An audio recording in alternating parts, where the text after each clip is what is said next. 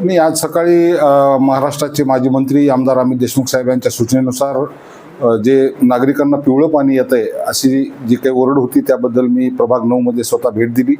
त्या ठिकाणी बघितल्यानंतर पाणी पुरवठा विभागाशी चर्चा केली आणि टेक्निशियनशी चर्चा केल्यानंतर जे पाण्याची खाली गेलेली पातळी आहे धरणातील आणि पाण्यात विरघळणारं जे ऑक्सिजन आहे त्याच्या कमीमुळं पाण्याचा रंग पिवळसर येतो, पण ते पाणी पिण्यायोग्य आहे. प्रयोगशाळेचे रिपोर्ट तसे आहेत.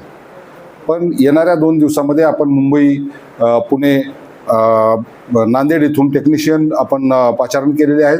ते आपल्याला येत्या 2-3 दिवसामध्ये त्यावर प्रक्रिया करून पाणी अगदी स्वच्छ पांढरं देण्याचा प्रयत्न करतील. काय नागरिकांना आव्हान असतं? नाही, हे पाणी पिण्यायोग्य आहे. प्रयोगशाळेचे रिपोर्ट आहेत. पिवळसर जरी रंग असला ती प्रक्रिया नैसर्गिक आहे, त्यामुळं पाणी पिण्यायोग्य आहे. त्यामुळं पाणी आपण वापरू शकता, पिऊ शकता. हे आवाहन मी जनतेला करेन.